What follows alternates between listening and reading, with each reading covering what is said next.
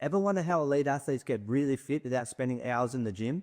Although elite athletes like Cristiano Ronaldo, Michael Jordan, David Goggins, Conor McGregor, Michael Phelps are some of the best in the world, they don't train as long or as hard as you think. They use surprisingly simple strategies that maximize results super fast. I've been lucky enough to compete internationally in professional rugby league, MMA, boxing, marathons, and open water swimming, all by using the same simple time-saving methods that deliver powerful results very fast. So in this video, I'm going to show you exactly how to apply these same proven techniques, making elite fitness easy, fast, and achievable. To start, I'm going to show you the one thing they all do to level up their fitness fast. Most people either train too gently and see no results, or push too hard and get burnt out. If that sounds familiar, this idea will finally click. Think of your fitness like this. These three glasses represent how your body responds to different workout intensity. And this jar of M&Ms, minus a few that I hate putting them in the jar, they show how quickly fatigue builds and how much time you waste if you get it wrong. Glass 1 represents the slow joggers. The M&Ms trickle in slowly. Sounds ideal, right? Easy effort, minimal fatigue. But here's the problem. Progress moves at a snail's pace. Most people just don't have the time every single day to see noticeable results going at that slow intensity. Glass 2 is the all or nothing type, short on time. They go all in, push every full of depth and ultimately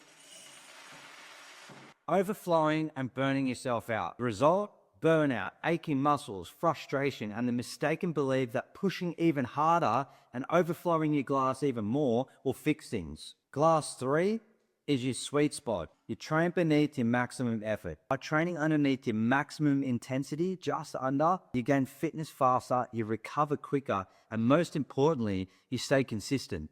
And consistency at the right intensity, that's the real secret behind lasting fitness results. But knowing this is one thing, actually doing it is another. So how do you find your sweet spot and apply it directly into your own training?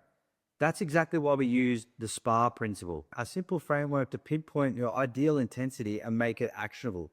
Let's break it down step by step. Starting with the first letter, S. S for sport or activity. When Michael Phelps was dominating the pool, he didn't just train vaguely to get fitter or become a better swimmer. Instead, he zeroed in on powerful underwater kicks off the wall, one specific skill that gave him an unbeatable edge. When I prepared for a marathon in just 28 days, generic fitness wasn't enough.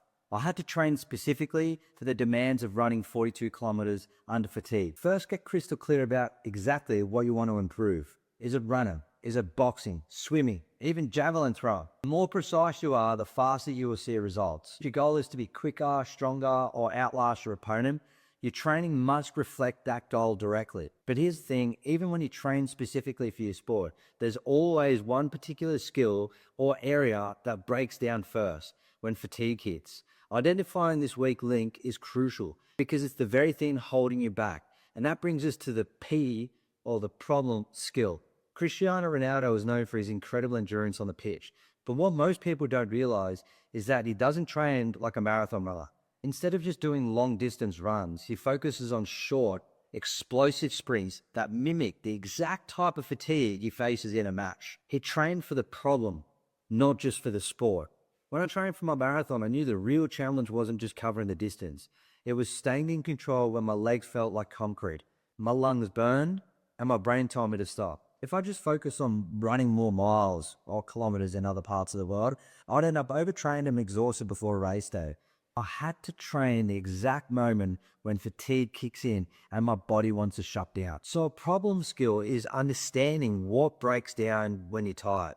Your breathing, your form, your power. This is the weak link that holds you back in that specific activity. So how do you target the exact weak link? You start identifying your biggest weaknesses and then deliberately train it under stress. But how do you pinpoint that weakness in the first place? Especially if you have more than one. And that brings us to the A part, action drill. Conor McGregor isn't known for his endurance, but what he is known for is precision. No matter how tired he gets, his ability to land clean, accurate shots separates him from other fighters. He doesn't just throw wild punches when exhausted.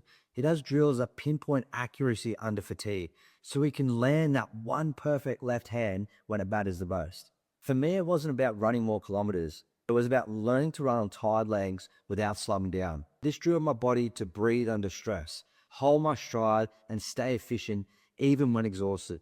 I wasn't just training my body, I was training my mind to fight through fatigue and keep going when every part of me wanted to stop. But here's the thing, training hard under fatigue is only half the battle. How do you actually know you're improving? How can you be sure you're pushing yourself just enough? Not too little, not too much. The answer is simple, and that brings us to the R part of our SPA system.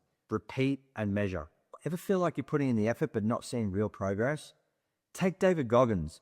Sure, he's famous for being an extreme endurance runner, but he doesn't just push himself blindly. He tracks every workout, measures his progress, and gradually increases his workout week by week. It's not just about working harder. Actually, it's about working smarter. Here's how I applied it myself. Week 1, I tackled just one set of stairs followed by a 500-meter run. The next week, I doubled it, 2 sets. By week 3, I wasn't just covering more distance, I was moving faster, smoother, and feeling stronger. Instead of simply just counting the kilometers, I focused on maintaining good form when tired. Guess what? I completed the marathon in 28 days preparation. I saw real measurable improvement. And you know what? You can do this as well. Track your sets, reps, times each week. Nothing fancy, just simple notes. You'll quickly notice clear progress without spending extra hours grinding in the gym. By race day, I wasn't just surviving 42 kilometers, I was prepared. Thing is, you now know how to get elite fitness without hours in the gym. But in order to see real progress and become an elite athlete with a busy schedule, there's 5 key common traits that athletes use to beat 95% of the competition. And if you don't implement them, they are the secrets that's holding you back. So watch this next video and I'll show you exactly how to implement them today.